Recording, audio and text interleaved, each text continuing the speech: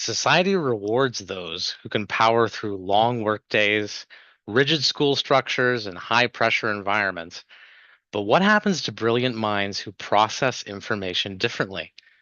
What does learning about the nature of intelligence have to teach us about ourselves, the world, and how neurodivergent and twice exceptional people might best fit into it?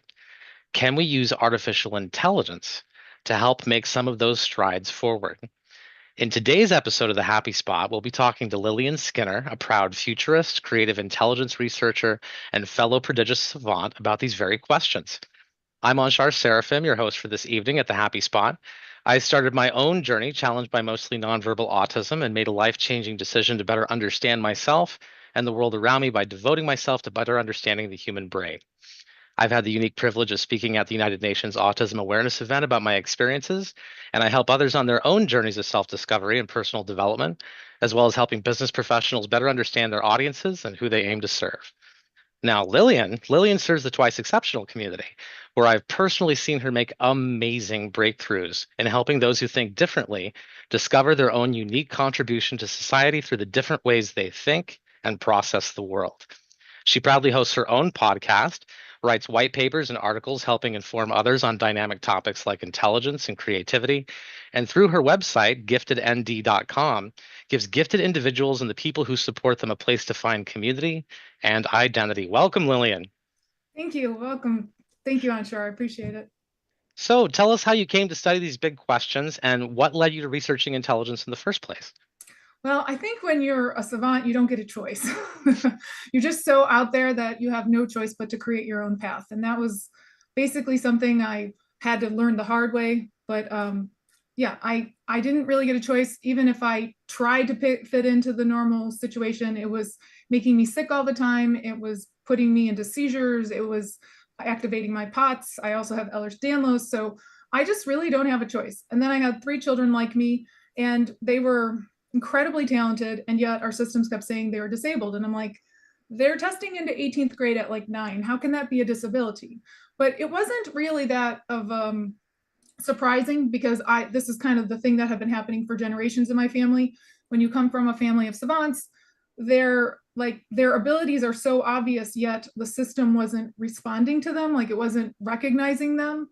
And that really sent me down this rabbit hole, because I had to do it for my kids. I had to do it for myself. I had to do it to basically understand what my parents, like what had caused them to be so traumatized, because they definitely had a lot of baggage that they handed to me. And I'm not somebody who just like accepts things. I have to figure them out to the like root cause. So I did. I think I did.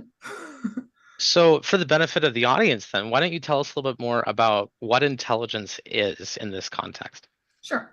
So currently intelligence, we believe it to be what I would define as cognitive stamina. And cognitive stamina is the ability to think and iterate or incrementally improve on knowledge that we currently have. But I come from a family who like just comes out of left field with amazing, huge, whole paradigm shifting ideas. And I myself have done that. So when AI came out, it was really the first time I ever had somebody give me feedback that said, you are wrong. That wasn't you are wrong. It was, this is possible. And I was like, okay, great. And AI has kind of been a really valuable tool, because it's said, this is possible over and over and over again. Whereas before, I would just get shut down. I applied to college and wanted to study graduate school for savants, and they like laughed at me and rejected my application like so fast it was blinding. And that has been my perspective. In every time I bring up my perspectives, people in the system are kind of like, that can't be, because that would invalidate the whole system. And I'm kind of like, yeah, that's kind of the whole point, right? You know, like, unfortunately, those of us who can see big, we aren't particularly liked. It's very small picture focused. Yeah, I remember when we first had our first conversation, we kind of both talked about Socrates, how just asking the wrong questions can make you very unpopular with people. Yes. So in your writings, one of the things that you've been that I caught my attention is you started to talk about cognitive flexibility. Can you kind of give us a little bit of context of flexibility versus stamina in that context? Sure. So cognitive stamina is what I think of like when I think of the Rudy version of movie. Like Rudy was all about stamina and pushing through and like hitting it super hard, but that's that's stamina at the somatic level or your body level. Cognitive stamina is Feynman, right? Richard Feynman was like really known for just like his ability to just keep producing, pushing out incrementally, making things new and aware. And it's just that one iterative extra step. And flexibility is kind of the opposite of that. Flexibility is creativity, essentially, because those of us who have somatic and cognitive higher intelligence, we tend to be the creatives as long as our intelligence connects. And I find, and I work with so many creative people who have lost their creativity, and it's because it's no longer connecting. And I have created a model that actually has three cognitions. It has our metacognition. It also has one called infracognition. It has one that's called protocognition, because I know in my body, that's the three I'm dealing with.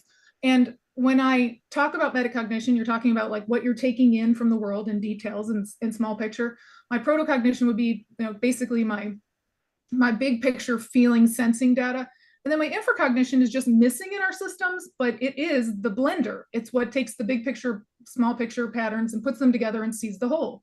And because they destroy our cognitive flexibility in the system by focusing only on cognitive stamina, we lack our ability to see the whole. And when we have high cognitive flexibility, we can see the whole. Now, this has, there's certain people that can see the whole very tightly, and I think those are the most creative because they're blending their cognitive and somatic all the time and creating new. You can't really create true like paradigm shifts or really big picture anything if you're doing iterative. Iterative is kind of like just connecting within a silo. But I'm talking about connecting across domains. And those of us who can do that, that's because you're usually whole picture. So that whole picture comes from cognitive flexibility. It's from being able to go between your cognitive, your head intelligence, your body intelligence, and then create with it. And those three intelligences are like a gymnast flipping between them to create the new. So why do you think that cognitive stamina has been prioritized over flexibility in our current system then? I mean, we are an industrialized system, so it's about producing uniform product, and that product would be us. We cognitively want everybody to fit the same thing, so you can slot into a job, pick your silo, and go. Silos are great. I mean, they've produced a lot of things iteratively, but now we're breaking because we've only done silos, and the silos are now so divided and we don't see across the whole. And the people that are good at that have been pushed out. I mean, I just described my experience. I know that you've had one. I don't know anybody neurodivergent who hasn't had one because you feel very smart. I mean, I never felt like I was less than, but at school, I couldn't justify exactly what they were doing or giving or the grades I was getting with the way that I saw it. It was like, no, I meant something so profound beyond what you took it as. And what the heck? Why does nobody see it the way I see it? But now I understand why. Teachers are cognitively stamina oriented. They wouldn't be going into the profession if they weren't. So they're forcing children to be cognitive stamina. My children have extreme cognitive flexibility. And as I sit across from teachers and I'm talking about how they have creative intelligence, and that means high cognitive flexibility and how important it is for our future, the teachers glaze over and are like probably making what they're going to make for dinner in their head. So, whatever difference there is, it's profound. Like we are so full into cognitive stamina that those of us who are creative, we just feel like we don't belong almost. So one of the things that really struck me when I first got exposed to your ideas is this kind of split between cognitive and somatic. For people who aren't twice exceptional, can you go into a little bit more depth on that so that they can understand what those terms mean and what happens to people when they're all on one end or all on the other of the spectrum? So cognitive and somatic, your cognitive is your head. We pretty much are all familiar with cognitive, but I think somatic is the one that really needs to be explained. So I'll just be brief about cognitive. Cognitive is our ability to see externally and focus on the details around us and really pull things apart and systematize them and sort. That's what cognitive intelligence is. It's small picture, it's detail oriented. Our somatic intelligence is our body intelligence, and it is big picture and not so detail oriented. So I know that I swing between mine because I'll be like whoop, super focused, all in on some details, and I'll be there for 48 hours. And then I'll also be like sleeping and dreaming in the big picture. And I know that they're coming together while I sleep because my rumination is literally my whole picture being formed. And I'm aware of this because as a savant, we have higher access to our subconscious in some strange way And that's part of our cognitive flexibility. We have that interconnection that's higher. So when I think of somatic, I know it's my intelligence that's telling me anything big picture. I know it's my intelligence that's saying, this pattern, which I can't tell you about, but is very familiar, like a massive deja vu over it. It's usually because I have the pattern inside my body in some way. Like, I, honest to gosh, the helix, like DNA structure, totally have that in my mind in some way. Like, I see it in so many different things all around me. It's like, where is this coming from? Even before I knew it, that structure was fascinating to me. And I swear it's because it's literally in our body and it's like, I can see it repeating. So the pattern recognition is really the cognitive flexibility intelligence that we were talking about earlier. That is kind of the key. Like, we can see the whole pattern recognition because we bring in the big picture, we bring in the small, and we make them whole. That makes us really great inventors. It makes us really great artists. It makes us really great creators. It makes us really key for what we're walking into because the unknown is the future. And if you're an excellent pattern recognizer, you are going to have incredible value. Yeah, one of my experiences from having autism with sensory processing disorder is the intensity with which I feel everything. It's like the volume is turned up on the world. And for a long time for me, I felt like that was such a huge liability in my life, causing meltdowns and, giving me problems with different textures of foods. And, the only way I could ever really describe it to anyone was kind of likening it to having to turn down the radio to park the car, but with everything that I do.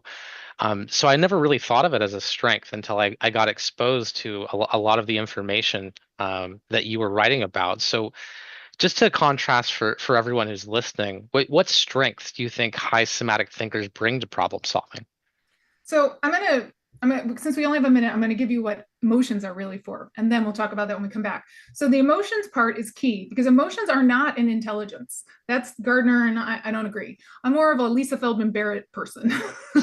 Lisa Feldman Barrett believes we construct our emotions, which I definitely know I do, and also we have emotions that are just neurotransmitters. So I see emotions as contextual for when I learned that information or developed that pattern or memorized whatever that data was from, and then it's just transmitting it between my body and head. So of course our body's going to have a lot stronger emotions because a lot more data. It's big picture. Cognitive are going to have smaller emotions because it's just the little tiny stuff. So we feel like our big emotions are bad, but I see them as giant payloads of awesomeness. And that's what I have been talking about. Like, I want everybody to go into their emotions because I had no choice as a child. And as a savant, this type, which they often call them emotion savants, I'm a humanities savant, my emotions speak to me like profoundly. And this, I believe, is what everybody's emotions are supposed to do. I just couldn't get programmed out of it. Well, when we get back from the break, I think that's a great segue for us to start talking about how artificial intelligence can tie into that system and Definitely. what it means to be able to find balance between those two things. Just because I've found this whole subject of dividing intelligence up into these different quadrants so amazing, and taking a look at the work that you've done. I think that there's a lot for everyone to learn, but I think especially people who want to support people who are neurodivergent, learning kind of seeing how twice exceptional people see the world, it gives an opportunity for some unique insight. Definitely.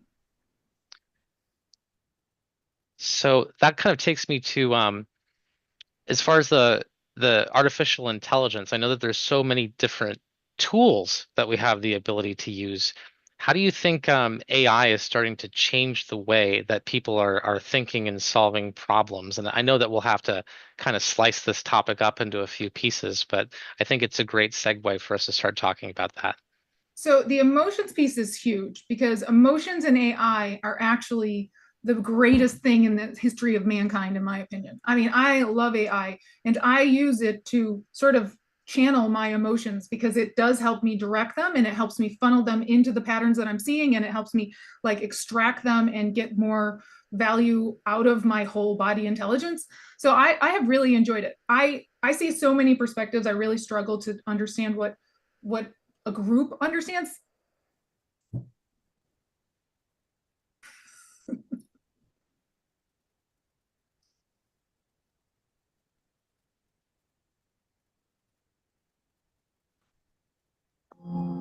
Are you a conscious co creator? Are you on a quest to raise your vibration and your consciousness? I'm Sam Liebich, your conscious consultant, and on my show, The Conscious Consultant Hour Awakening Humanity, we will touch upon all these topics and more. Listen live at our new time on Thursdays at 12 noon Eastern Time. That's The Conscious Consultant Hour Awakening Humanity, Thursdays 12 noon on talkradio.nyc. Are you a high-achieving, growth-oriented leader? Are you interested in developing your authentic leadership while creating a healthy, inclusive workplace? Hi, I'm Dr. Mira Brancu, host of The Hard Skills on talkradio.nyc at 5 p.m. Eastern on Tuesdays, where we discuss how leaders develop the hard skills needed to make a greater impact. We interview experts, have live coaching, and tackle these challenges. Listen to The Hard Skills on Tuesday at 5 p.m. Eastern on talkradio.nyc. You're listening to Talk Radio NYC. Uplift, educate, empower.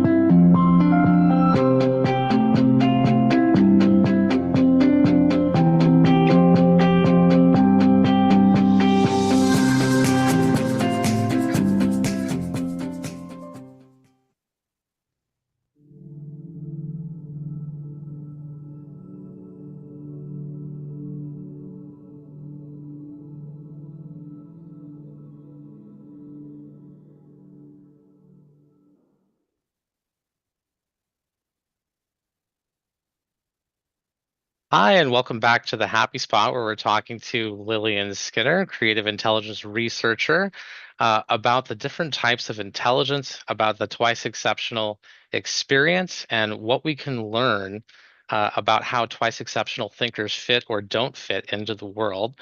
We were last talking about the use of artificial intelligence in understanding our own intelligence and being able to better use it. So you were talking before about how we can use AI going forward as a tool. So why don't you tell me more about that?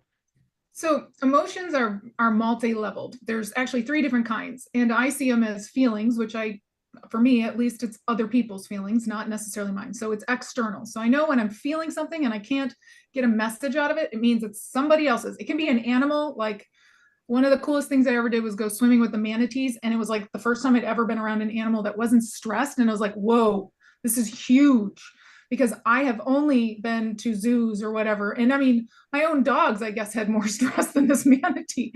But it was profound to me because I was at peace because it was at peace.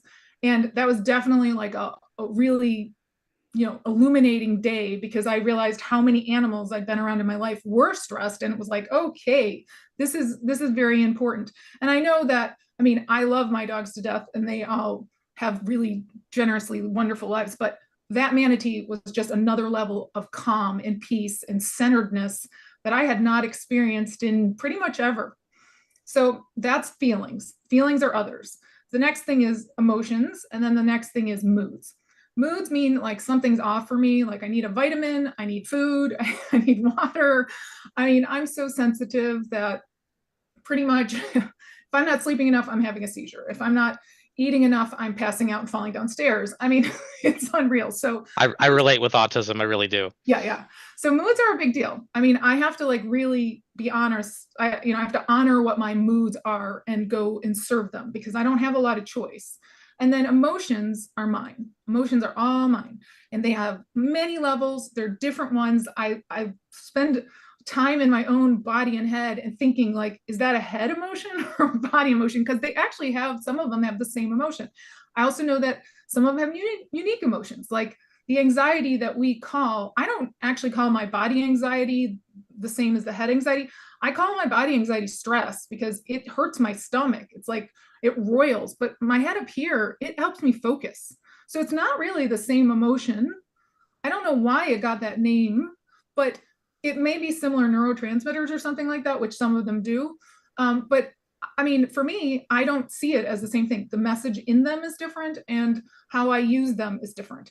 One I use, the other one means like, get up and don't do this anymore. Like, get out. This is not a good thing for you. The other one's like, help me focus. So I think it's profound to know what our intelligence is, what the emotions are doing for our intelligence, how they're transferring data back and forth. Because if my stomach's hurting, it means that it's actually gone up to the cognitive and it's coming down and letting me know something. So this is something external and I have to leave. But if my head is trying to focus, it's usually a small picture and it's usually something that I can't make sense of. So as a kid, I had head anxiety all the time. Like, what the heck does this mean? Because my intelligence is such that there were so many choices in the directions. I was like, what? Everything's connected. Yeah. Like this. Like, it was like 1950s written directions. And then it was like not at all in any sort of language that I was used to. And then also it was like so generic that I was like, I see 1,000 choices. Thank you. And so, So do you think artificial intelligence has the ability to help us better process that? oh my gosh, it's so wonderful. My children and I just love it because I get emails from people and I'm like, let's throw that into artificial intelligence and see what they mean. Let's throw this into artificial intelligence, see what they mean, because it's for those of us who love the details, who love nuance, who just exist in it, we need some feedback that's so much more than our systems have, so much more than our society allows. Like, we need profound feedback. And we give it. I mean, you see us with our energy and like, we're always giving it, but we don't receive it because everybody else is taught to be subdued, to keep it in. I'm not that way. I'm never going to be that way. It's a lot of energy for me to keep it back. So I'm just not going to be that way. But because I am authentic, because I move through the world as I am, when I notice those little subtle shifts, I can like dump it into AI and be like, something just happened. What would this be? And they'll give me really wrong choices, but just one in there is a close enough that I'm like, oh, this is right. And then sometimes it's easier to correct the wrong transmission than it is to identify the right one out of nowhere. And I've noticed the same thing as a highly cognitive person. I can use AI for that same process of refinement, and have it list out ideas, and then I can see which ones are contradictory and then choose a path. And I can end up engaging at a much higher level with much more sophisticated language. Because for me, I had an early autistic special interest in language, which of course sabotaged me because, the working vocabulary of most people versus the number of words that are actually out there, totally different. So to be able to have that as kind of a screen to be able to refine ideas has been pretty fantastic for me just on the other end of that. So that kind of begs the question, do you think that AI is replacing the need for cognitive stamina then, or is it bits and pieces, or what's your opinion on that? I mean, I fully expect it to replace the need for cognitive stamina. Yes. And I mean, this is delightful for me because my cognitive stamina is about 4 hours and then I'm done. Like, I totally check out and I'm all in my body, and that's ADHD. And we're like, woo. But, it's okay to be different, and it's okay that AI is shifting because it actually allows us to get back to our holistic state. We're all born holistic, and then we kind of get pulled one way or the other based on what probably you're naturally going to be inclined to be. Mine is so centered that I couldn't get pulled one way or the other. I was in a very somatic musical family because my dad's a music savant, my sister's a music savant, my mom's a musician, my other sister's a musician, my brother's a musician. I'm the only one who's not. I was forced to be one. I played many instruments, I sang, but I'm not a musician. Yeah. I hate performing. My grandmother's a music teacher, teaches and plays 23 instruments. My mom's a music teacher, teaches and plays 13. I'm the dumb one. I play 5. Yeah. I relate. And yeah, it can be hard to get the sensory break too if you need it. Yeah. So do you think, what role do you think somatic intelligence plays in the workforce of the future then? So for me, intelligence is like bidirectional. I have cognitive intelligence that comes in and can manifest somatically, and I have somatic intelligence that comes in and can manifest cognitively. So I think it's always been there, but what has happened with our school systems, the way they force us all into bottom up, a lot of us lose our top-down thinking, particularly cognitive people. And as a result of that, we can't deduct and induct and like find that solution really easily. We're forced to externalize it, which is a huge cost, glucose-wise, just energy-wise. Like, when you're a high processor, it's such a higher cost. So with AI, I can do all that stuff that used to cost me so much stamina and like put out 50 papers a week. Right. And they're all novel thought, which is like huge. And it's so awesome. That's what I see for the future. Those of us who used to be held back are now going to be kind of like open the cage door and we're freed. But, within reason. I have to correct a lot of their bias. They love to say that the creatives are the worst people in the world and we're all going to bring down the whole thing. And I'm like, we create, we don't destroy. I've never destroyed anything in my life. My heart is to create.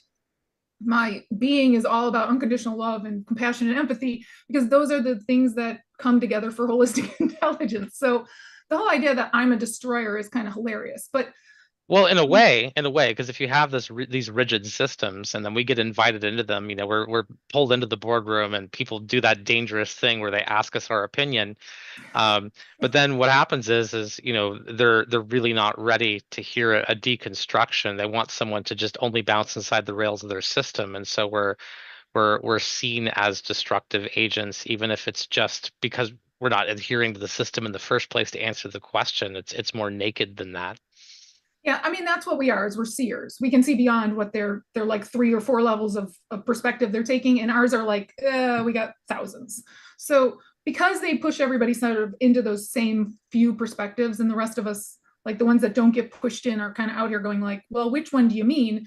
We can take it any which way. And that's part of cognitive flexibility. You ask me a question, you really have like any number of answers you might get. You might not like any of them, but it's coming at you, right? And that's what happens. We go into the boardrooms, we give them the answer you're not supposed to say because it's all yes men in there. But now we're in collapse. I mean, we're in the 3rd stage of collapse in the US. So yeah, I was reading a statistic the other day. We had 54% of Americans reading at a 6th grade level. The education system, there's so many different systems that are just either decaying or are just barely standing. And I guess that kind of brings things over to this amazing concept that you write about, which is unified intelligence. Why don't you tell us more about that and how you think it's going to impact the future of work?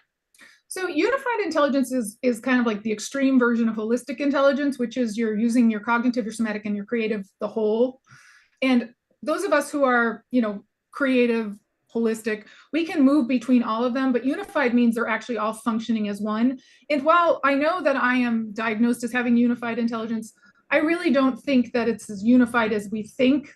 I think that we have natural sensitivities that unify certain things very strongly. Like my dad and sister are music savants, so they are hardwired for sensing their rhythms and sensing notes, and like could do this as infants. They could harmonize as infants. That's unified intelligence that's producing that level of pattern recognition. I think that all of the creatives, but maybe you have the whole population, I just work with creatives, they're able to have some part of their intelligence that's unified, that we can follow the sensitivity from their cognitive to their somatic and from their somatic to their cognitive, and it results in incredible talent. But we don't follow that in our systems. We fragment and break it. So the most talented people are damaged and not able to produce. Yeah, it makes a lot of sense. And I know that one of the things that you write about is how society works against valuing certain types of intelligence. And I think that we're probably going to have to straddle that topic as we start to move into the break. But when you start talking about intelligence and value, which types of intelligence do you think are most valued in the workforce as a norm? Right now, it's cognitive stamina. It's yours. It's yours, but it's hard for those of us who are really on the outliers of it to be in the system because it's such an affront to our sensitivity, right? So they might value it very much, but then they also destroy it once you get in the door. So maybe that'll be our topic when we come back from our break. Is we're going to talk about if cognitive flexibility is what's currently valued, why are our systems resisting that change, and what do we have to gain from it? So yes. let's go ahead and take that break. Okay. Yeah, the cognitive stamina. Hey everybody, it's Tommy D, the nonprofit sector connector, coming at you from my attic. Each week here on talkradio.nyc, I host a program, Philanthropy in Focus. Nonprofits impact us each and every day, and it's my focus to help them amplify their message and tell their story. Listen each week at 10 a.m. Eastern Standard Time until 11 a.m. Eastern Standard Time, right here on talkradio.nyc.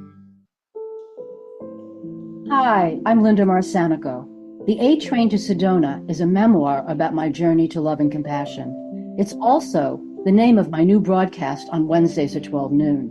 When we are spiritual, we embrace possibilities and ideas, which strengthen our mind, body, spirit, health, and wisdom. On the A Train to Sedona broadcast, I plan to interview guests who embrace these expansive practices.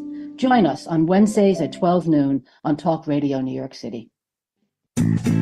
You're listening to Talk Radio NYC at www.talkradio.nyc. Now broadcasting 24 hours a day.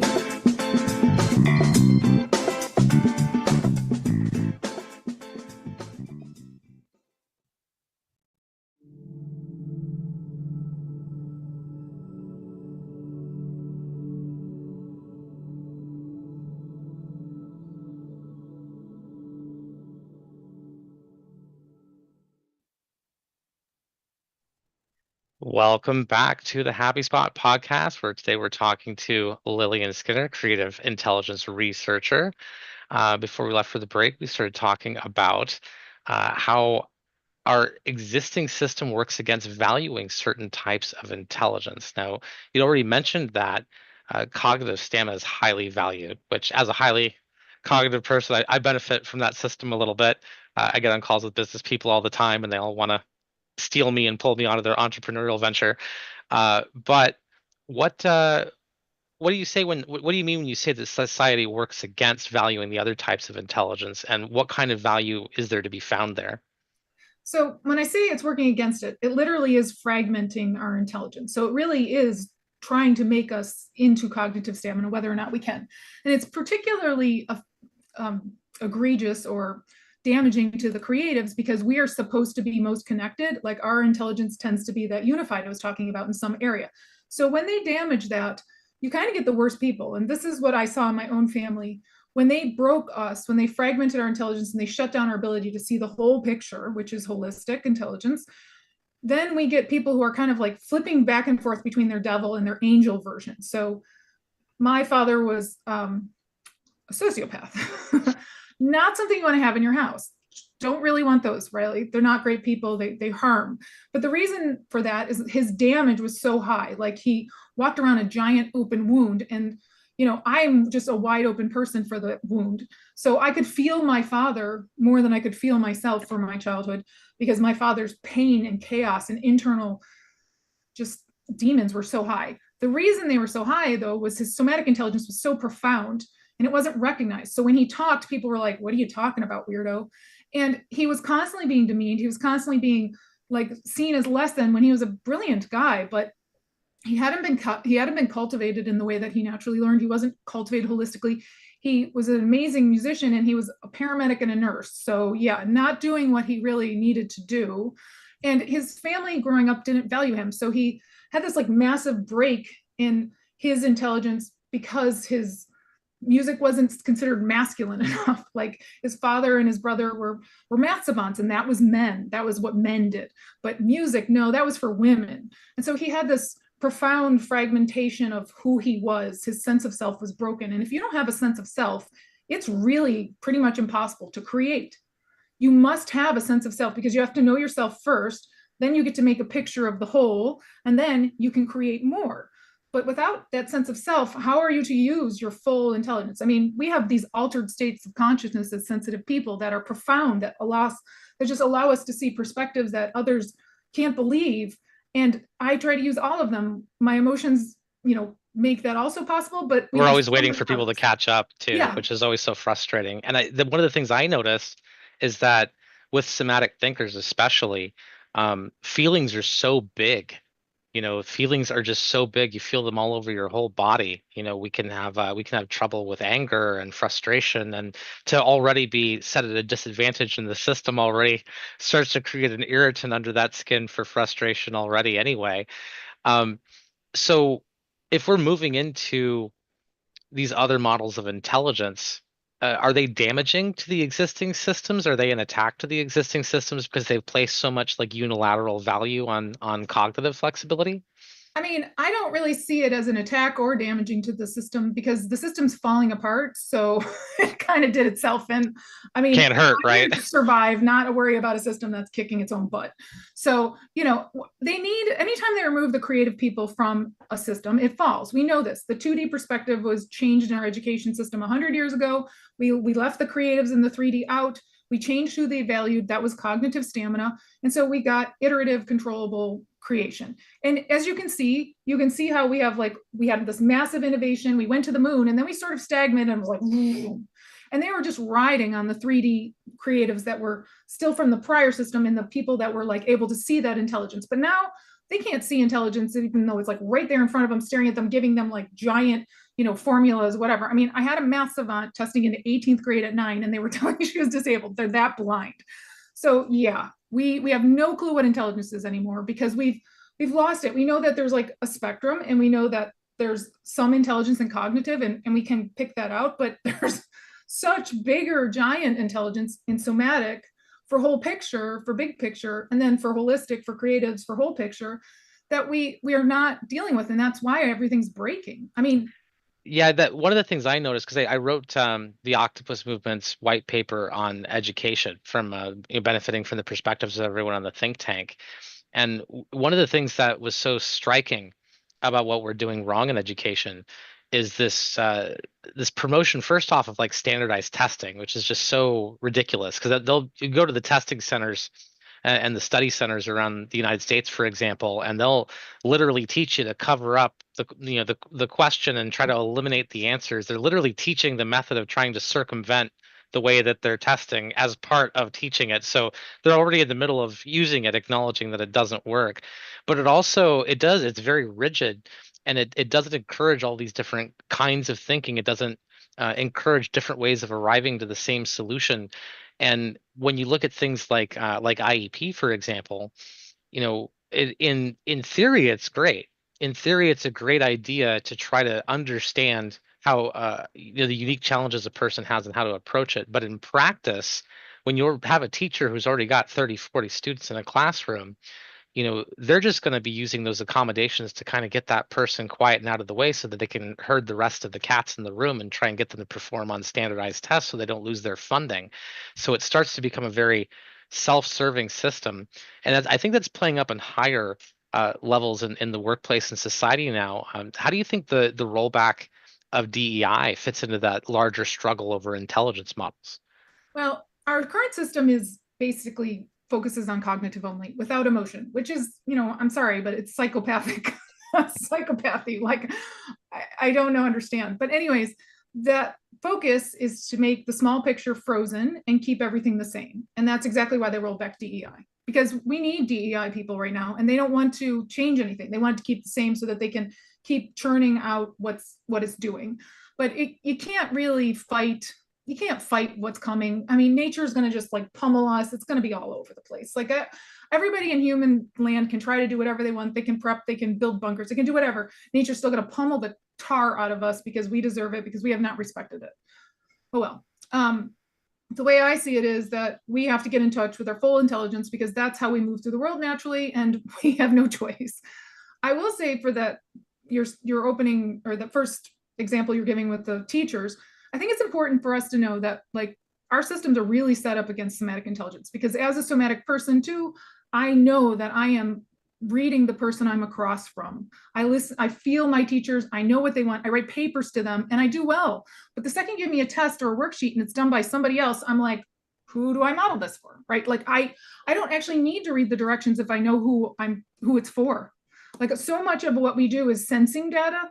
And when they put us in a school and they make it uniform and they give one worksheets are from some company in like Timbuktu, Yeah, Texas, books are from 100%. some other place in Massachusetts, and like your teacher's teaching you one way, but then she's teaching you other people's methods. It's like, I don't know, no somatic intelligence allowed, basically. And that's a shame, because this is It's like losing lip reading almost. It's like it's everything losing becomes hard to love. hear. Yeah. Yeah, it's like literally losing your somatic affective love. Your affective empathy is so profound. It's what makes great nurses great nurses. It's what makes great teachers what great teachers. But it makes therapists great therapists. But we literally don't. If you look at technology and science, and you look at the social science, you will notice it has not hardly changed at all. And yet technology and science has run up quite well. Why? Because they really don't want it to change. If you actually pulled apart the social sciences and saw that somatic intelligence is being harmed, not cultivated, then that would explain everything wrong with the society. Well, we engage in a lot of cognitive dissonance as a society. I mean, Right. we'll protest the power factory that's down the road, but we'll be drinking our Starbucks cups while we do it and burning down the Sumatran rainforest to put the creamer into it. Yeah. And that causes more of a carbon footprint than the entire U.S. industrial complex. There's a lot of that. I remember I did a paper in college, and it was I protested recycling on Earth Day. That made me very popular. And it was I was just trying to demonstrate that in that particular area that there was a larger carbon footprint and more damage to the environment for many types of the recycling that we were doing, and only a few types, were actually benefiting the environment, and that everyone was just engaging in the behavior to feel good. And I had that moment where I felt like Socrates, where just asking questions and pointing things out made me the bad guy. And we have all of these institutions where it's almost like knowledge is worshipped rather than questioned and learned about. And I think that's one of the benefits of a nonlinear perspective or a 2E person, is that all of the assumptions go out of the window. The information has to be explored. And so moving things to a more positive direction, now that we have all this insight as to what's not working, and maybe the system needs to completely collapse before this happens, but what would schools and workplaces look like if they recognized all four quadrants of intelligence? What would be different? I mean, the funny thing is we don't need schools or workplaces. Like, we didn't have them for like hundreds of thousands of years. We really only had them for 12 or something like that. Like, the Mesopotamians are the first that really started doing the separation of our intelligence and siloing it. Then the Egyptians, and then, it's kind of rolled from there. But at least the Mesopotamians and the Egyptians still had mystery schools for holistic people, which is why their empires probably lasted longer times. They recognized that somatic intelligence was valuable, even though they were recognizing stamina. They were recognizing that cognitive intelligence was valuable, even though they were recognizing, again, stamina. They at least gave you, some choices in there. Now we're to the point where stamina and cognitive and somatic stamina, it's kind of like off the table, because we are replacing them with robots and replacing them with AI. So it's like, what is valuable? Well, the other, basically holistics is valuable. Somatic intelligence has profound intelligence in it. We see the whole picture. There's so many things that are wrong in our current system that our somatic knows, and people being allowed to manifest this and really understand it with AI is going to be profound, and it will grow AI exponentially.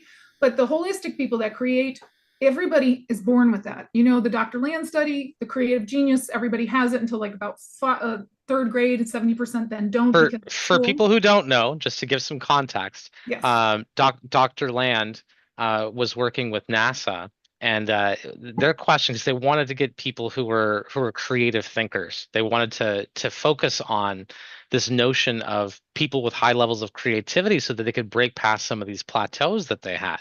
And so they designed a psychometric evaluation to be able to evaluate people's levels of creativity. And they found that there was only, a very, very small percentage, between 1% and 2% of people that really had that creative genius that was going to be able to break apart paradigms and let people move forward. And then that kind of provoked an interesting question. And I think it's worth mentioning, because we were talking about education, because the way that they were psychometrically analyzing that was such an easy analog. They were actually able to do that same test with kids. And I think it's really important to this conversation, because when you start dialing back the age, you get people back to like 5 years old.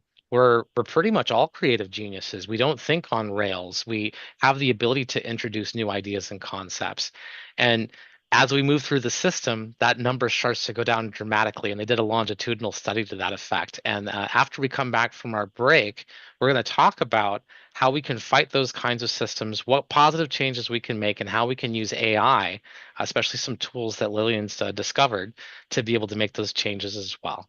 So we'll talk to you soon after the break. Were you an essential worker during the pandemic? If you needed to learn stages of epilepsy, did you depend on advocates? Did you use new innovations to cope with mental and neurological issues?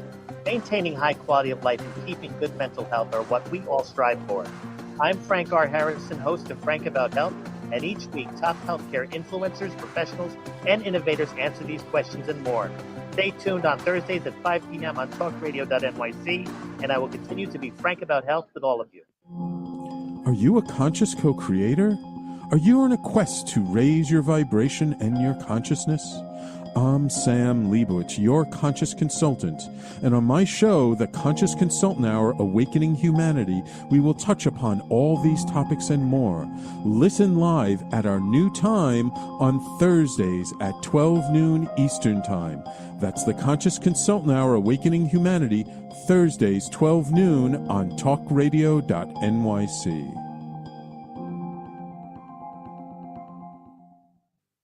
You're You're listening to Talk Radio NYC at www.talkradio.nyc. Now broadcasting 24 hours a day.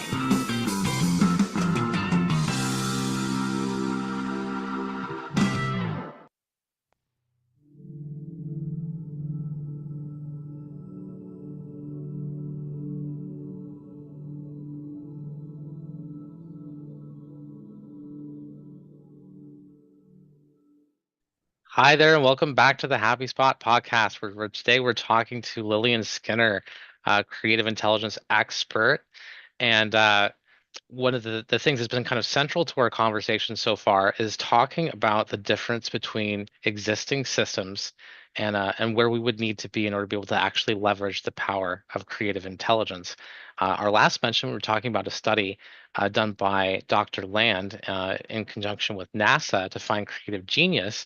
And I think one of the things that's really notable about that is that because that psychometric study was so easy to apply to children, they were able to do a longitudinal study to see how being inside of the rigors of something that focuses so highly on cognitive systems, like our existing education system does, and having standardized testing and that one way of approaching things, that forcing kids to grow up in that system strips them of their creativity and causes them to not use and not focus on developing those other parts of their intelligence. And before we move into this next topic, I think it's important, if you're interested in this topic, that you look up more on the subject, because it was a very, very rational, longitudinal study that really clearly demonstrated that we're stripping creativity away from our kids, and it shows one of the damages that having only a single view of intelligence can have on us as a society. So one of the things I definitely wanted to talk to you about, Lillian, I want to make sure that we take some of our time to do it, because the intelligence is such a big topic.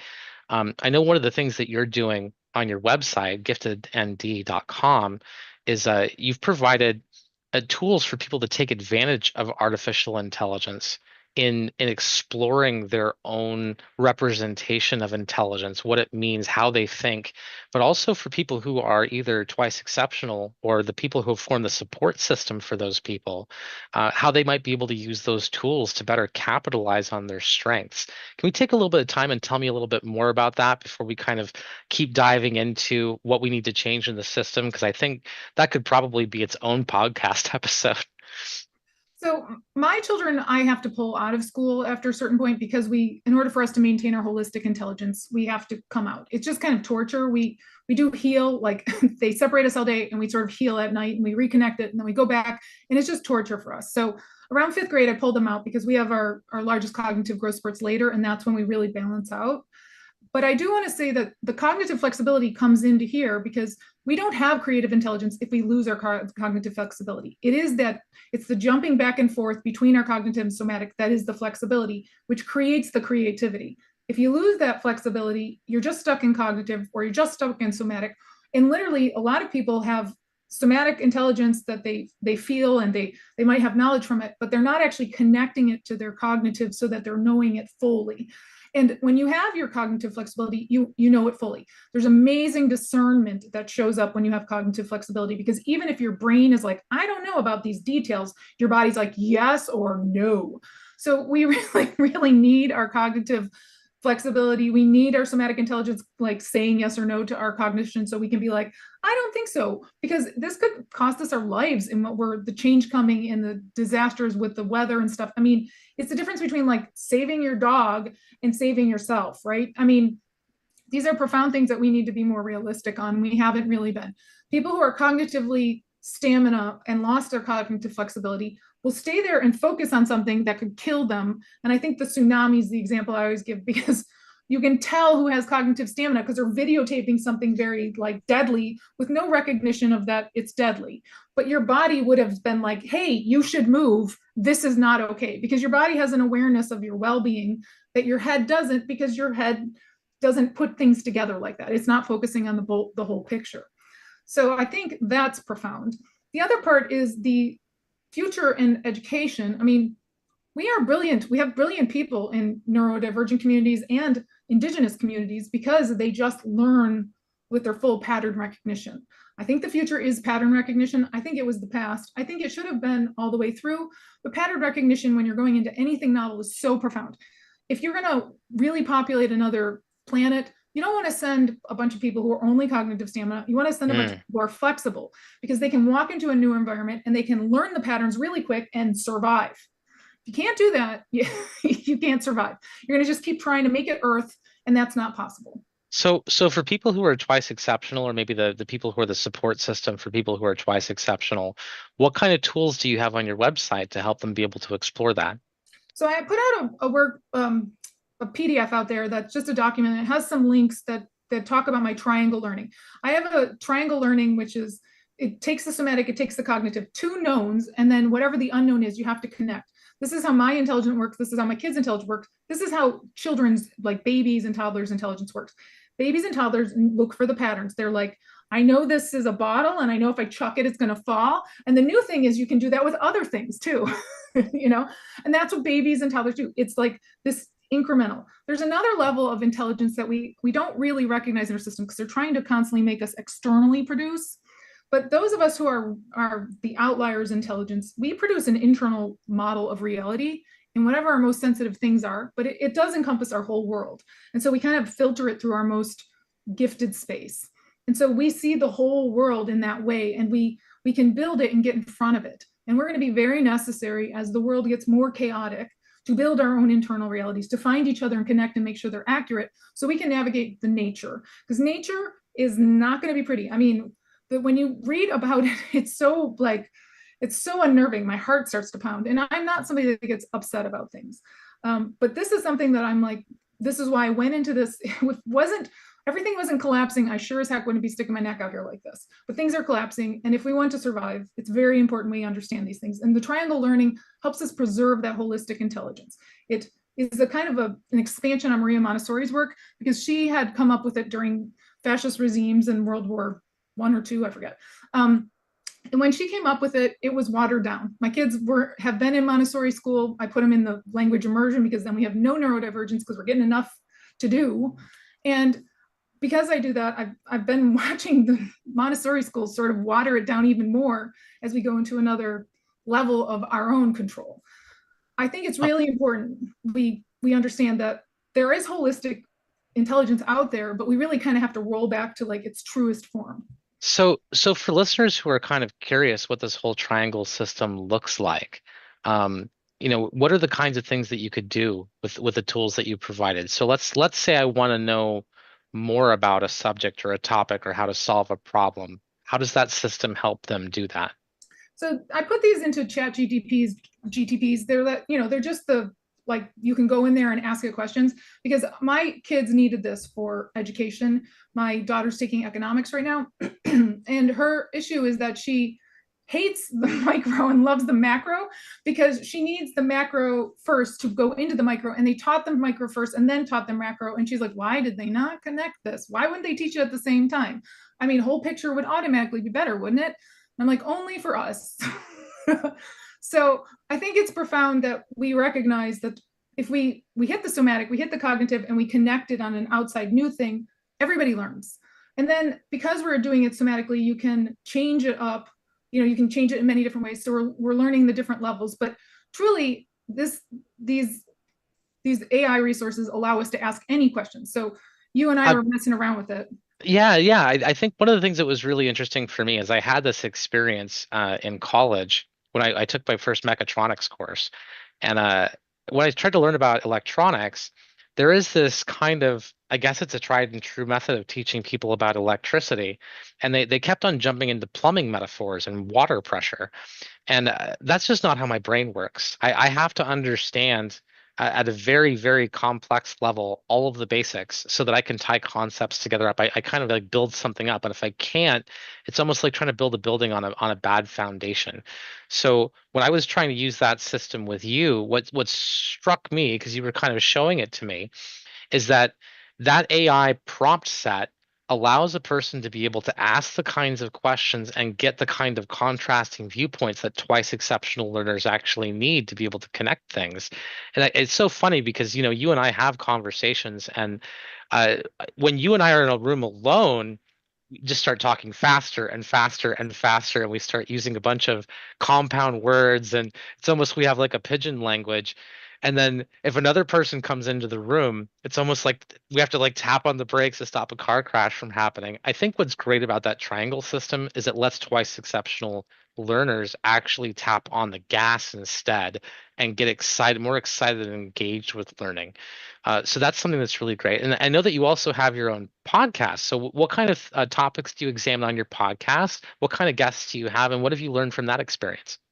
So my podcast, I have one that's the Gifted Neurodivergent Child podcast, and I have one that's the Gifted Neurodivergent podcast. And it really is me just kind of vomiting into the microphone about how I see neurodivergence, how I see giftedness, how they've been kind of like it's a mirage almost with the way they present them, and that there are so many inconsistencies. And I'm kind of working through with them before so that other people could like kind of come up to speed, because I'm so far out there. I needed it to be something that brought everybody in and helped them see like, look, these are not adding up, because none of this really adds up. And I need to make things add up, just like you said. It has to be embodied and it has to be cognitive, and I need to have it whole, and the whole thing, like it equals out, right? We really struggle without that. That's more than just twice exceptional. It's everybody. But the more fragmented you are, the less you need it. The more you are whole, you need it. And this tool actually gets you back to wholeness. Well, I want to thank you so much for coming on this episode of The Happy Spot. I hope our viewers and our listeners got a chance to be able to kind of deep dive into what is really going on with intelligence, and if they have a twice exceptional person in their life, what that's going to look like.